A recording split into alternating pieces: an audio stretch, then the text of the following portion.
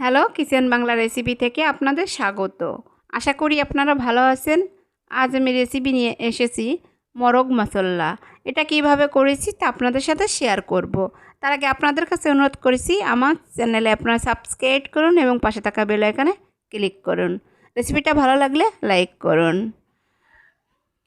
মোরগ মশলাটা করে নেব এখন কিভাবে করেছি। প্রথমে নিয়ে নেব কিছুটা মাংসটা বড় বড় পিস করে কেটে নিয়েছি। আর এর সঙ্গে অ্যাড করব স্বাদ মতন লবণ আর পরিমাণ মতন হলুদ গুঁড়া কালার করার জন্য।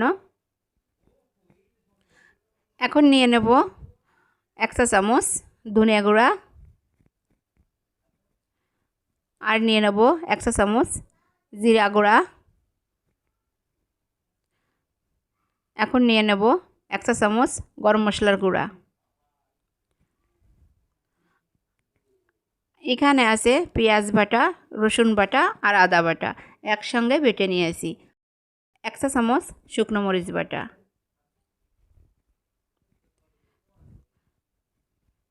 এগুলো নিয়ে একটু নেড়ে চেড়ে মেখে নিতে হবে। মাংসটা খুবই সুন্দর করে মেখে নিতে হবে। এখন নিয়ে নেব সয়াবিন তেল, এর উপর দিয়ে কিছুটা তেল নিয়ে নেব, এভাবেই ঘুরিয়ে ঘুরিয়ে তেলটা দিয়েও আরও কিছুক্ষণ মেখে নিতে হবে। সুন্দর করে মেখে এটা 30 মিনিটের জন্য রেস্টে রেখে দেব।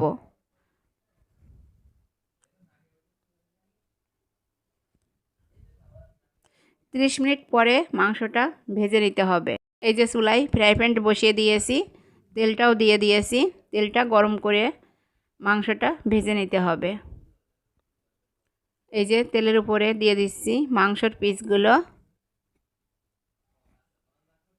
এক এক করে যে কয় পিস মাংস নিয়েছি সবগুলোই দিয়ে দেব।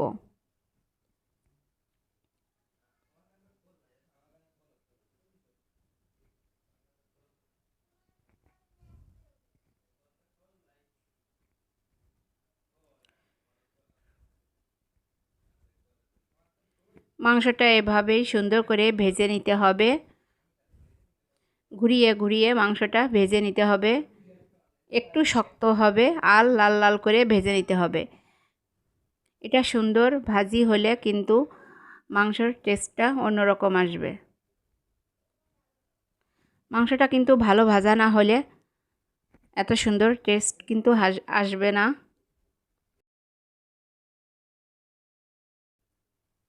এই যে আমি আবারও ঘুরিয়ে ঘুরিয়ে এটা ভেজে নেব লাল লাল করে। আপনারাও কিভাবে মাংসটা এরকম ভেজে নেবেন। এই যে মাংসটা কিন্তু ভাজি হয়ে গেছে। এখন এর সঙ্গে দিয়ে দেব জল, মানে যতটুক লাগবে। এই যে এখানে আছে মশলা জল, পরিমাণ মতন জলটা দিয়ে দেব। বেশি জল দেওয়া লাগবে না, অল্প জলেই রান্না করতে হবে। মাংসটা কিন্তু মোরগ মশলা, এটা ঝোল বেশি হলে কিন্তু ভালো লাগবে না, তাই অল্প ঝোলেই রান্না করতে হবে। এখন এটা বেশ কিছুক্ষণ ধরে জাল করে নিতে হবে। চুলোর আঁচটা বাড়িয়ে দিতে হবে। এখন একটু ঢেকে দেব, ঢেকে দিয়ে খুলে নিতে হবে। দেখেন আমি কিন্তু সুন্দরভাবে জাল করে নিচ্ছি চুলোর আঁচ বাড়িয়ে দিয়ে। এই যে দেখেন জোরে জোরে জাল হচ্ছে।